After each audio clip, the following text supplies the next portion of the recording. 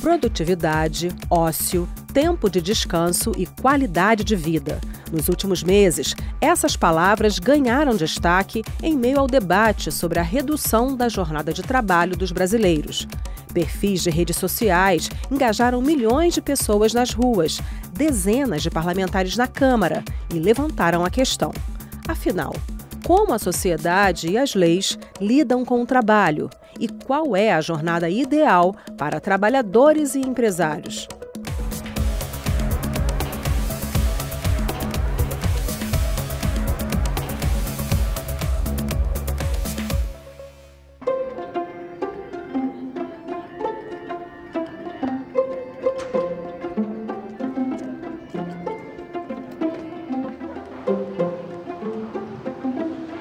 Eu vou a pé pro trabalho, tenho uma folga por semana. Não tem como eu resolver as coisas, ou não tem como eu descansar o suficiente. É como se eu não conseguisse recarregar. Eu sou caixa, mas na minha carteira tá como caixa, mas eu faço de tudo. A maioria da gente que trabalha de escala 6x1 acaba ficando sobrecarregado.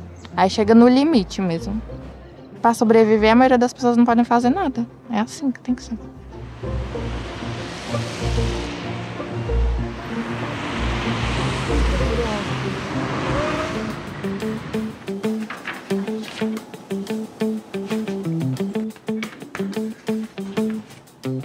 A primeira regulamentação que nós tivemos no Brasil sobre jornada de trabalho foi em 1891, por meio do decreto 1313.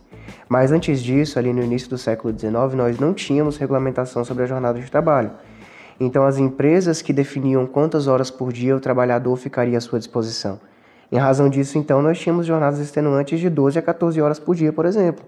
E essa jornada incluía também mulheres e crianças em fábricas.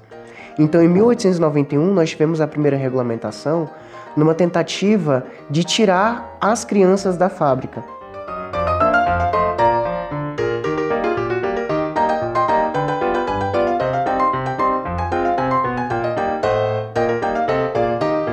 Então, em 1943, a CLT dispôs sobre a jornada de trabalho, dizendo que a jornada de trabalho continuaria 8 horas por dia, 6 dias por semana, para que tivéssemos no máximo 48 horas semanais de trabalho.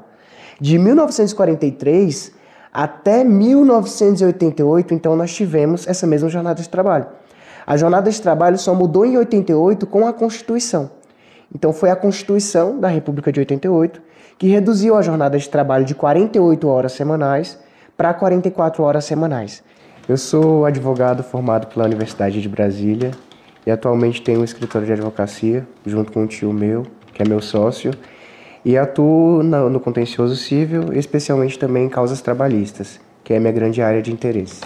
Grande parte do que eu faço no meu dia é conversar com os clientes a respeito de suas causas, tanto para prospectar esses clientes quanto para trabalhar em cima das questões que eles me trazem. E o que acontece muito nessa área trabalhista são muitos clientes que chegam com alguns problemas psicológicos que passaram no trabalho e que veem na figura do advogado quase que como um psicólogo para desabafar aquilo que passou no ambiente de trabalho. A partir do momento em que a força de trabalho que é intrínseca do ser humano, e nenhum outro ser tem trabalho igual ao ser humano, a partir do momento em que essa força de trabalho é colocada sob as lógicas do mercado, é preciso que nós tenhamos uma regulamentação que proteja o trabalhador das mãos do mercado, porque o trabalhador é o único detentor da força de trabalho, que é essa mercadoria peculiar. Só que o trabalhador é um ser humano, e o ser humano possui dignidade. Então, diferentemente dos outros objetos e mercadorias que correm sob as leis de mercado, o ser humano precisa de regulamentações que impeçam o mercado de trabalho de tratá-lo como sendo apenas uma engrenagem.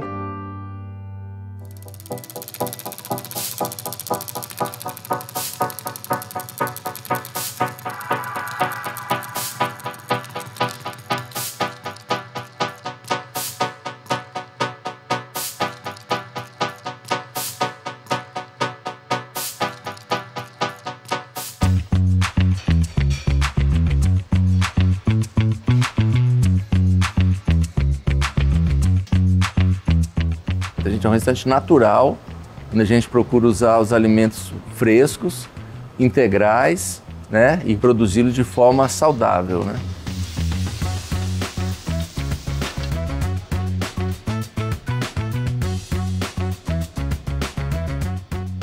A gente tem aqui hoje 25 colaboradores, né? Mais ou menos metade para a produção e metade para o atendimento. A grande maioria é a carga horária de 44 horas semanais, trabalhando 6 por 1, né? Ou seja, até sábado. Uma redução da carga horária sem uma redução de impostos compensatória disso, eu acho que prejudicaria muito a grande maioria dos empresários, dos pequenos empresários, e que são a força, né, trabalhadora do Brasil, né? Mas eu acho que as pessoas terem 2 dias, né, por semana para cuidar da sua família, para cuidar dos seus assuntos particulares, não é tão ruim. Eu acho que todo mundo vai ganhar com isso.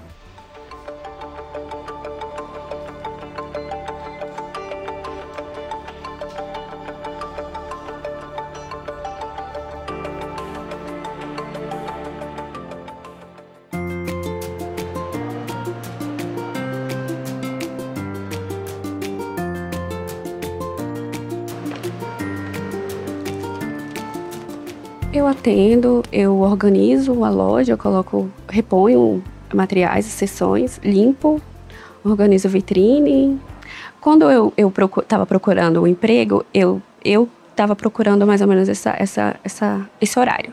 Aí eu achei esse horário, 2x36, e o local não era tão longe. Aí eu peguei e enviei para o currículo. Certinho. Aqui. Muito obrigada. Obrigada. Um bom dia. Eu estava querendo ir para academia, mas aí eu queria um tempo muito, assim, que eu treinasse por muitas horas, que eu não teria aquele que tinha que andar muito rápido para fazer as outras coisas do dia, assim, e trabalhar. Eu falei assim, 2x36 dá bom. Eu já trabalhei de segunda a sexta, já trabalhei de domingo a domingo, de horários na parte da manhã, de horário da parte da noite. Hoje é 12x36, trabalho um dia, folgo o outro. As funcionárias da loja, nós trabalhamos 12x36, que é uma experiência nova, que a gente começou, isso já tem 1 ano, e que para nós, depois da gente ter passado sempre, né, a escala 6 por 1, essa 12x36 para nós foi a que melhor atendeu o nosso segmento. Caiu consideravelmente o número de faltas, a ausência com relação a questões médicas, né, que às vezes marca consulta. Então, elas procuram marcar as consultas nos dias em que estão de folga.